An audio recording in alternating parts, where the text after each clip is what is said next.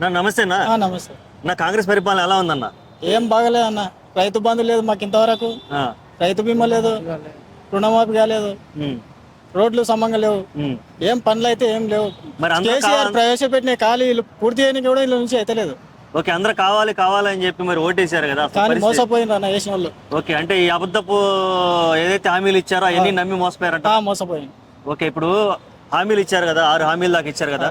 For example చూసుకుంటే మహిళలు ఉచిత బస్సు, దాని మీద అసలు ఏం వేస్ట్ చూడన్న. అది కూలీ మా ఇంట్లో ఆడవిళ్ళు ఉన్నాయంటే ఇంతవరకు బస్సు ఎక్కిన 1-2 సార్లు ఎక్కిండ్రు అంతే.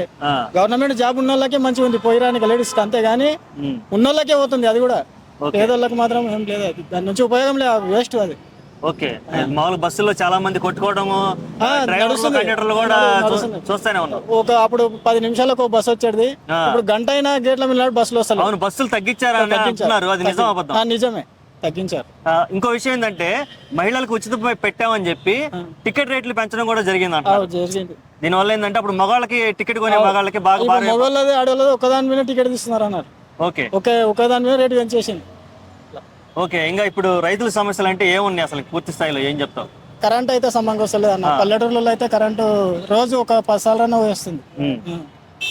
ఇక రైతు బంధు అయితే కేసీఆర్ ఉన్నప్పుడు కరెక్ట్ టైం టు టైం పడేవి. ఇప్పుడైతే రైతు బంధు 2 పంటలు అయింది, ఇది 2వ పంట. ఇప్పుడు వ్యవసాయం చేస్తాం కదా, ఈ పంట కూడా రైతు బంధు లేనట్లే ఉంది. సంక్రాంతికి అంటున్నా కానీ అది గ్యారంటీ లేదు. ఆయన చెప్పేది గ్యారంటీ అనేది లేదు. ఓకే, సన్న బియ్యానికి ఏదో బోనస్ ఇస్తా అని చెప్పారు కదా. సన్న బియ్యం ఎవరు వేస్తారన్న? సన్న బియ్యం ఏనందుకే బోనస్ పెట్టిండు. ఇప్పుడు దొడ్డి బియ్యంకి ఇస్తే ఏమైతుంది అన్న? ఇస్తే మంచిదే కదా, దొడ్డి ఓట్లు అందిస్తాం కదా. కేంద్రం ఒప్పుకోలేదు దొడ్డి బియ్యానికి కేంద్రం చెప్పింది, అందుకని చెప్పి సన్న బియ్యానికి మీరేమంటున్నారు? సన్న బియ్యానికి ఎవరు? సన్న బియ్యం సన్నట్లే మా ఇంకా అంటే ఉపయోగపడిన దానికి ఒక పథకం పెట్టి కావాలని ఇస్తున్నామని చెప్తున్నారు అట్లా. రైట్. ఓకే, ఇక నెక్స్ట్ చూసుకుంటే ఇప్పుడు హైదరాబాద్ లో ప్రతిష్టాత్మకంగా జరిగిన ఈ రేస్ జరిగింది, కార్ రేసు. ప్రపంచవ్యాప్తంగా తెలంగాణ దృష్టి అయితే పడింది మరి, కానీ దాని మీద ఇప్పుడు కొత్త ఎలిగేషన్ తీసుకొచ్చి 50 కోట్లు తిన్నాడు, అది తిన్నాడు, ఇది అని అది పుకారు లేపిండు. కాదు, దాని నుంచి ఏం లేదు. కేటీఆర్ అట్లా చేసే మనిషి కాదు. మన బ్రాండ్ పెరగాలని చేసిండు హైదరాబాద్ కు. ప్రపంచ స్థాయిలో ఆ రోజు చూసాం. హైదరాబాద్ అంటే అసలుకి అందరూ ఫోకస్ చేశారు. కానీ ఈయన వచ్చిన కాడి నుంచి ప్రతి ఒక్కటి ఎలా ఉందంటే తెలంగాణ తల్లి విగ్రహాన్ని మార్చడం, రాష్ట్ర గీతాన్ని మార్చడం. మొగడు వచ్చిన ఆడవిల్లలాగా పెట్టిన సార్ విగ్రహం. అంతకుముందు దేవతలాగా ఉంది, ఇప్పుడు మొగడు వచ్చిన ఆడవిల్లలాగానే విగ్రహం, అంతేనే కదా. ఉన్న తల్లిని పాటు చేసినట్లనే ఉంది విగ్రహం అయితే ఎవరికి నచ్చలేదు నా తెలంగాణలో. 75% నచ్చలేదు. 25% కాంగ్రెస్ వాళ్ళు ఉంటారు కదా, నచ్చితే వాళ్ళకి నచ్చిండొచ్చాము. ఎవరైనా సరే తల్లిని దేవతలాగా పూజిస్తారు, కానీ ఏం బంగారం లేనిది ఏమి తల్లిని దేవతలాగానే కదా పూజించేది, చూసుకోవాలని అనుకుంటారు. ఇలా చేతి గుర్తు పెట్టి అది బతుకమ్మ తల్లిని మార్చి చేతి గుర్తు చూపించి బతుకమ్మ తల్లిని, మనకు మహిళలకే గొప్ప పండుగ బతుకమ్మ పండుగ, తెలంగాణలో పండుగ అదే మార్చిండ్రు. బతుకమ్మనే లేదు తెలంగాణ తల్లికి. ఇక్కడ మన తెలంగాణ భవన్ లో 4 విగ్రహాలు ఉన్నాయి. ఒకసారి చూడండి, అక్కడ ఈడెట్లుంది, అక్కడ ఎట్లుందో. ఓకే, తెలంగాణ తల్లిని మార్చడము. ఇంకోటి ఏంటంటే ఆటోలు, డీజిల్ ఆటోలు బంద్ చేసిన అంటుండ్రు. ఇప్పుడు మా ఫ్రెండ్స్ తీసుకున్నారు కదా, ఆటో ఉంది, మా ఫ్రెండ్స్ ఉన్నారు, అందరు ఉన్నారు. ఆటోలు వీళ్ళని అందరూ వీళ్ళు నడిపియొద్దనే బదులు షోరూమ్ వల్లనే ఇయ్యొద్దనే చెప్పొచ్చు కదా.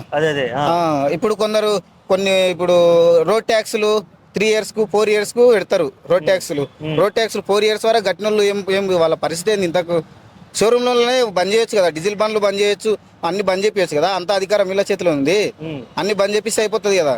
మ్యానుఫ్యాక్చరింగ్ ఆపేస్తే అసలు తీసుకోరు, ఈ ఇబ్బంది ఉండదు. తీసుకొని ట్యాక్సులు కట్టి ట్యాక్సులు ఎవరైనా సరే ఇప్పుడు సంవత్సరంకు 6 నెలలకు కట్టరు.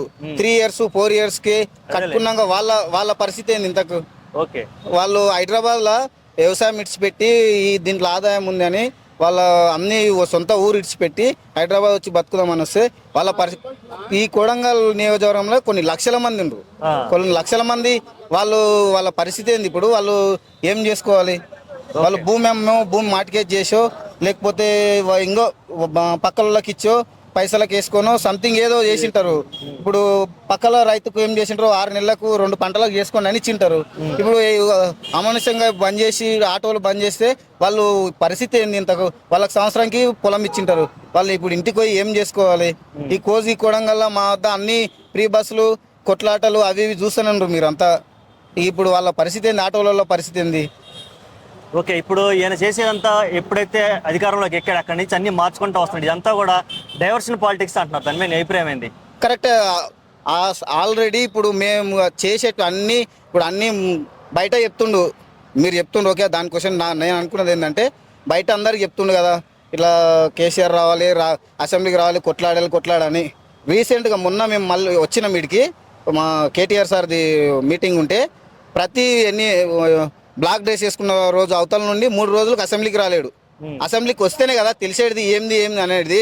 డైవర్షన్ పాలిటిక్స్ అంటే ఇప్పుడు ప్రతి విషయంలో ఖచ్చితంగా ఏమన్నా చేస్తుందంటే దానికి డైవర్షన్ చేసుకుంటూనే పని చేసిండు ఇప్పటి వరకు మా కొడంగల్ నియోజకవర్గంలో కరెక్ట్ ఇది జరిగిందని ఏది లేదు.